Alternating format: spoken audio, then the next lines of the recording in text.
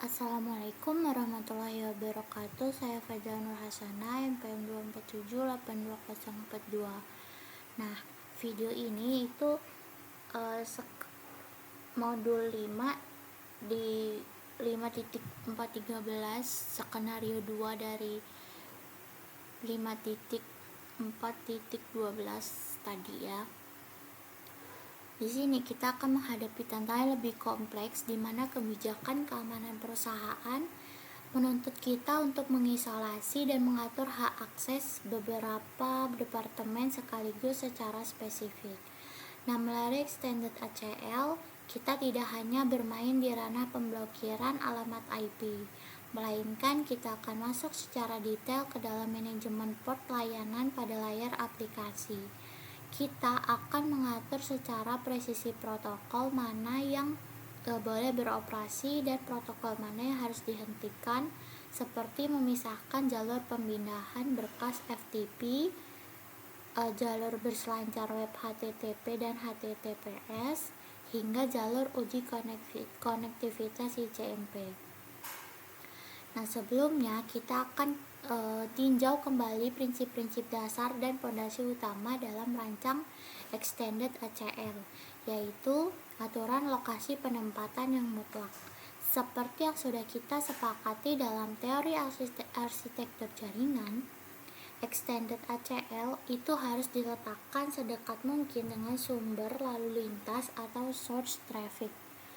Pada skenario 2 ini, kita memiliki beberapa subnet departemen yang berbeda yang mencoba mengakses pusat data server dengan memasang aturan penyaringan.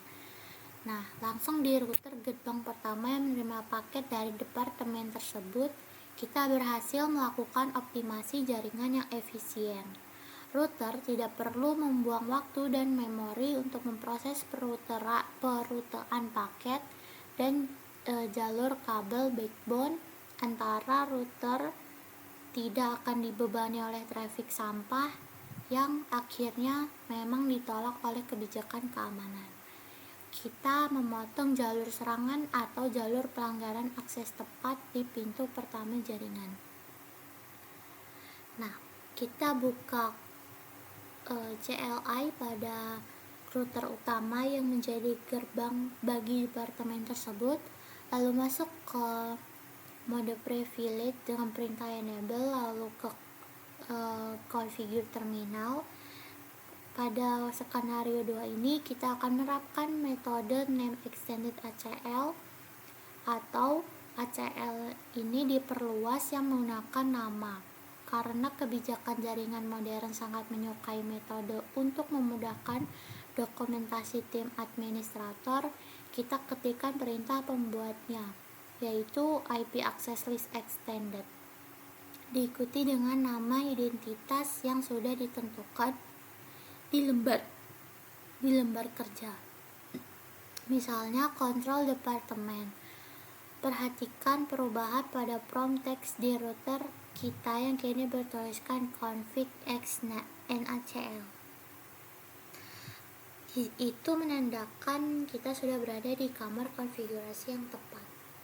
Di dalam sub ini kita akan menyusun baris demi baris aturan secara berurutan dari atas ke bawah. Kebijakan pertama meminta kita untuk mengizinkan departemen mengakses layanan web di server, namun melarang mereka untuk melakukan transfer dokumen melalui protokol FTP. Kita ketikkan baris izin web terlebih dahulu dengan perintah permit TCP 192.168.20.00.0.255 host 10.1.1.100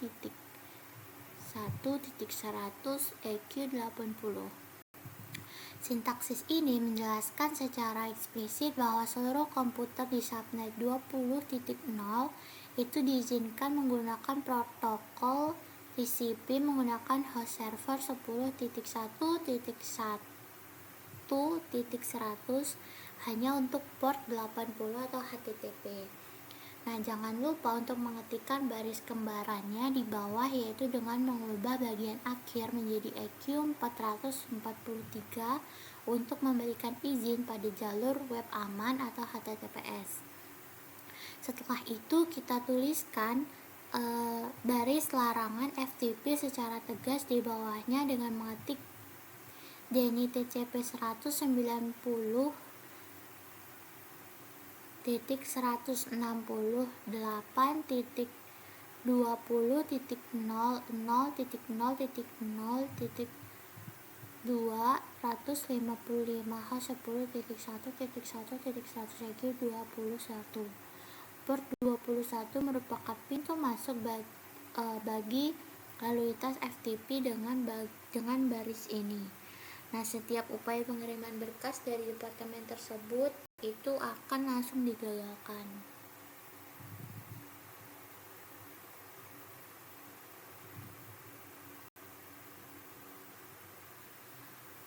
Kebijakan kedua dalam skenario 2 ini mungkin melibatkan departemen lain, misalnya Subnet 30.0 yang memiliki aturan berbalik, di mana mereka diizinkan melakukan FTP namun dilarang keras menggunakan ping atau ICMP ke server pusat demi menjaga server dari bahaya serangan pembajiran paket. Kita ketikkan aturan untuk departemen kedua ini di dalam konfigurasi ACL yang sama. Kita masukkan perintah permit TCP 192.168.0.0.0.255 host 10.1.1.100 EQ 21. Kemudian di bawahnya kita pasang baris pemblokiran ping dengan mengetikkan perintah DNI CMP, terus IP-nya, lalu hostnya. Nah, kata kunci echo, terus ada kata kunci echo di bagian akhir perintah merupakan representasi dari paket request ping. Nah, dengan ini router akan menyaring paket ICMP secara spesifik tanpa mengganggu paket protokol lainnya. Nah, sekarang kita harus ingat bahwa di bagian paling bawah dari name ACL ini terdapat aturan bawaan kasat mata bernama implicit deny any yang siap memblokir seluruh lalu lintas lain yang tidak kita sebutkan di atas, agar komputer-komputer di kedua departemen tersebut tetap bisa berkomunikasi dengan jaringan luar lainnya. Di sini kita wajib menutup daftar aturan kontrol departemen ini dengan perintah pembebasan umum. Kita ketikkan perintah permit IP any. Perintah ini bermakna bahwa seluruh paket berbasis IP dari sumber manapun menuju tujuan manapun itu diizinkan lewat, asalkan paket tersebut tidak cocok dengan daftar larangan spesifik yang sudah kita susun di baris-baris atas tadi. Nah, logika berurutan ini sangat krusial karena jika kita terbalik menuliskan permit IP any di baris pertama, maka seluruh aturan pembatasan di bawahnya itu akan diabaikan oleh router. Nah, setelah struktur aturan selesai kita bangun, kita ketik perintah exit untuk kembali ke konfigurasi global. Langkah selanjutnya yang memegang peranan paling penting adalah mengaktifkan fungsi penyaringan ini pada interface fisik router yang tepat. Kita harus masuk ke interface yang terhubung langsung ke switch masing-masing departemen. Misalkan lalu lintas data dari kedua departemen tersebut masuk melalui interface gigabit Ethernet 0/0. Nah, kita ketik perintah interface gigabit 0/0, lalu di dalamnya kita kaitkan dengan nama ACL kita menggunakan perintah IP access group control department in. Penggunaan kata kunci in atau inbound di sini itu didasarkan pada analisis arah aliran data, di mana paket yang diproduksi oleh komputer itu akan bergerak mengalir naik masuk ke dalam interface router sebelum router melakukan proses routing ke tujuan akhir. Nah, di tahap akhir itu kita melakukan pengujian validasi empiris untuk memastikan tidak ada kesalahan logika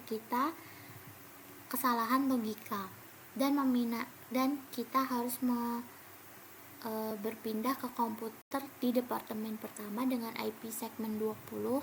Kita buka web server, lalu ketikkan IP server pusat dan halaman web harus terbuka dengan sempurna.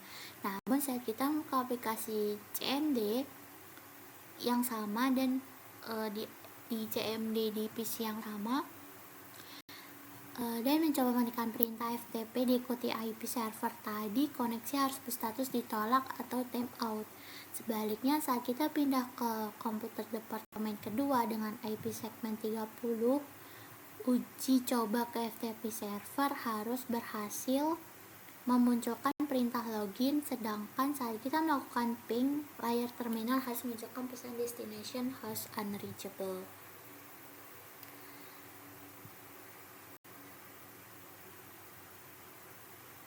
Nah, seperti yang sebelumnya, untuk menutup presentasi ini kita akan pakai show access list.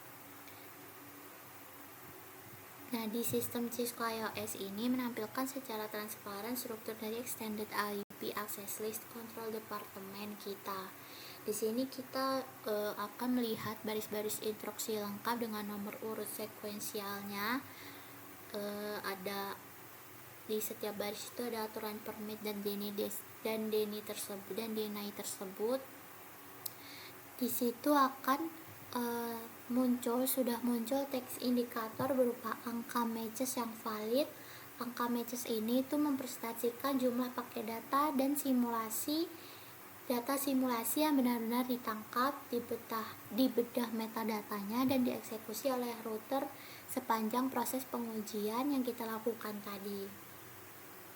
Nah, sekian yang dapat saya sampaikan. Saya akhiri. Wassalamualaikum warahmatullahi wabarakatuh.